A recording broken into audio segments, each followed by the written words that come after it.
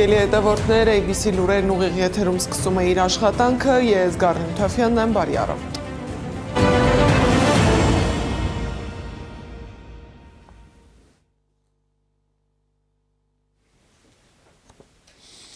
Մերձավոր Արևելքի փխրուն հրադադարը կարծես խախտվում է։ Իրանի խորհրդարանի նախագահ Մոհամմադ Ղալիբաֆը հայտարարել է, որ ԱՄՆ-ի հետ հրադադարի հաստատման 10 կետերից 3-ն արդեն խախտել են, ինչն անիմաստ է դարձնում խաղաղության շուրջ բանակցությունը։ Իրանցի բարձրաստիճան պաշտոնյան գրել է, որ Թեհրանի պահանջած 10 կետերից առաջինը Լիբանանում նույնպես հրադադարի հաստատումն էր, ինչը խախտել է Իսրայելը։ Երկրորդ կետով Իրանը պահանջել է չխախտել ոչ մի պարագայում իր օդային տարածքը, ինչն այսօր արդեն տեղի է ունեցել։ Երրորդ կետով ըստ Ղալիբաֆի Իրանը պահանջում է հարգել ուրանի հարստացման իր իրավունքը, ինչն ԱՄՆ-ն համառորեն մերժում է։ Այս պարագայում ոչ հրադադարի պահպանումը, ոչ խաղաղության բանակցություններն իմաստ չունեն, գրել է Ղալիբաֆը։ Ավելի վաղ հեռախոսով զրուցել են Իրանի արտաքին գործերի նախարար Աբբաս Արաղչին և Պակիստանի բանակի շտաբի պետ ֆելդմարշալ Ասիմ Մունիրը։ Իրանի գլխավոր դիվանագետը հայտարարել է, որ Իսրայելը խախտել է հրադադարը Իրանում և Լիբանանում։ Իսրայելը հարվածել է Լիբանանի մի քանի շրջանների։ Իսրայելի բանակի պնդմամբ հարձակումը ուղղված է եղել Հեզբոլլահ կազմակերպության ավելի քան 100 հրամանատարական կենտրոնների և ռազմական օբյեկտների դեմ։ Կան զոհեր։ Թասլիմը հղում անելով անանուն աղբյուրին գրել է, եթե Իսրայելը շարունակի Լիբանանի դեմ հարձակումները, Իրանը դուրս կգա հրադադարի համաձայնությունից։ Թրամփն էլ հայտարարել է, որ Լիբանանը չեն ներառել հրադադարի համաձայնագրում Հեզբոլլահի պատճառով և Իրանը գիտի դա։ Իրանի նախագահ Մասուդ Փեզեշքյանը ևս հայտարարել է, որ Մերձավոր Արևելքում հակամարտության դադարի համար Իրանի պայմաններից մեկն այն է, որ Լիբանանում լիակատար հրադադար հաստատվի։ Հորմուզի նեղուցը լիովին փակ է, տանկերը, որոնց անցումը հնարավոր է նույնիսկ նախապես համաձայնեցվել էր, վերադառնում են։ Wall Street Journal-ը գրել է, որ Իրանը միջնորդներին հայտնել է սահմանափակում է Հորմուզի նեղուցը հատող նավերի թիվը, օրական մոտ 10 նավ և կգանձի տուրքեր համաձայն Թրամփի հետ կնքած գրակի դադարի համաձայնագրի։ ԱՄՆ փոխնախագահ Ջեյդի Վենսն էլ հայտարարել է, որ ԱՄՆ-ի և Իրանի միջև թյուրըմբռնում կա, և Վաշինգտոնը Թեհրանին համաձայնություն չի տվել Լիբանանի հրադադարի մեջ ներառելու համար։ Նա նշել է, որ ԱՄՆ-ն չի կատարի հրադադարի իր մասը, եթե Իրանը չբացի Հորմուզի նեղուցը։ 3 լրագրող է զոհվել Իսրայելի հարվածների պատճառով։ Լիբանանցի ռադիոհաղորդավար Ղադա Դայեհը, Ալ-Մանարի լրագրող Սյուզան Խալիլը և Ալ Ջազիրայի լրագրող Մոհամմադ Վիշահը։ Մեքենան, որում գտնվում էր լրագրողն, այրվել է իսրայելական անօդաչուի հարձակման պատճառով։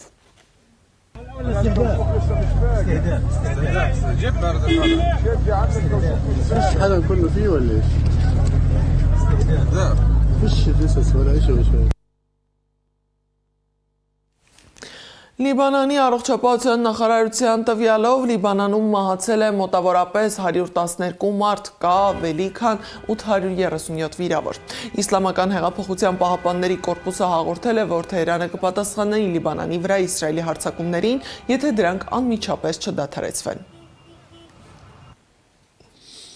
Իսրայելի վարչապետ Բենյամին Նեթանյահուն էլ հայտարարել է, որ Իրանն այժմ ավելի թույլ է, քան երբևէ, իսկ Իսրայելը ավելի ուժեղ, քան երբևէ։ Թել Ավիվը դեռևս ունի լրացուցիչ նպատակներ, որոնք մտադիր է իրականացնել։ Դրանց կհասնենք կամ համաձայնագրի, կամ պատերազմի վերսկսման միջոցով։ Մենք պատրաստ ենք ցանկացած պահի վերսկսել ռազմական գործողությունները։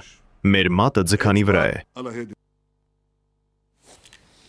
Այնուամենայնիվ, Իսլամաբադի Սերենա հյուրանոցը պատրաստվում է ընդունել ԱՄՆ-ի և Իրանի պատվիրակություններին։ ՏԱՍՍ-ի թղթակցին ասել է հյուրանոցի աշխատակիցներից մեկը։ Պակիստանի մայրաքաղաքում բանակցությունից առաջ սահմանափակել են այսպես կոչված Կարմիր գոտի մուտքը, որտեղ գտնվում են կառավարական շենքերը։ Պակիստանի իշխանությունը բանակցության կապակցությամբ ապրիլի 9 և 10-ը հայտարարել է ոչ աշխատանքային օրեր։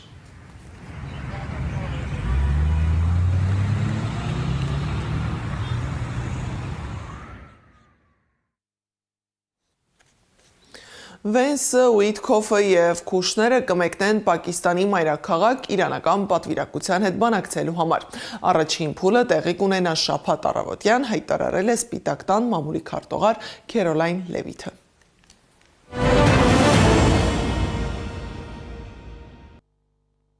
Մեր երկրում ու մեր երկրի շուրջ տեղի ունեցողի մասին։ Ռուսաստանի արտաքին գործերի նախարարության պաշտոնական ներկայացուցիչ Մարիա Զախարովան հայտարարել է. Մոսկվան ակնկալում է, որ ռուսամետ ուժերը կկարողանան ազատորեն մասնակցել Հայաստանի խորհրդարանի ընտրությանը։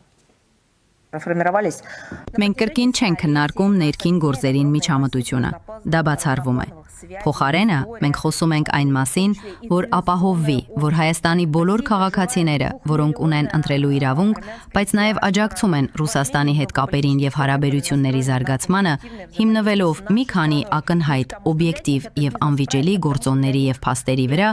նույնպես կարողանան դա անել ազատորեն եւ ժողովրդավարական ճանապարհով, ինչպես արվում է քաղաքակիրթ երկրներում։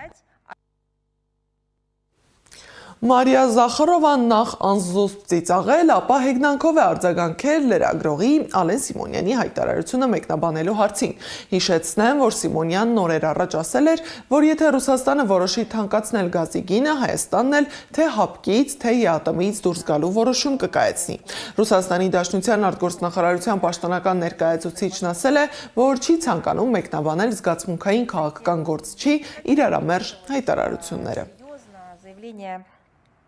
Эмоциональных политиков.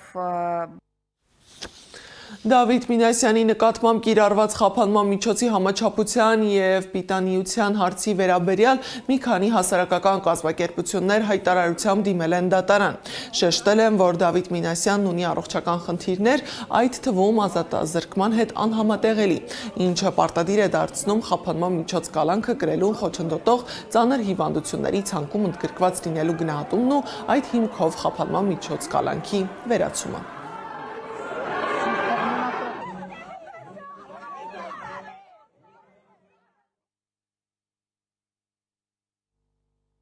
Վերին լար ստանող ճանապարհը փակ է բեռնատարների համար։ Վրաստանի ճանապարհային դեպարտամենտը հայտնել է, որ սահմանափակումները եղանակի պատճառով են։ Մյուս բոլոր տեսակի տրանսպորտային միջոցների համար երթևեկությունը բաց է։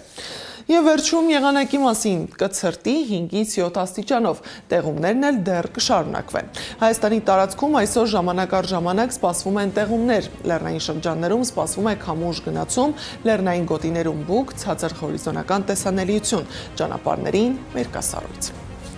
Այս ժամի համար նախատեսել էինք այսքանը, շարունակեք հետևել մեզ YouTube-ում, Facebook-ում, Telegram-ում, WhatsApp-ում, Instagram-ում, TikTok-ում կամ այցելեք մեր պաշտոնական կայք www.abcmedia.am։ Մենք կհանդիպենք ժամը 12-ին առայժմ։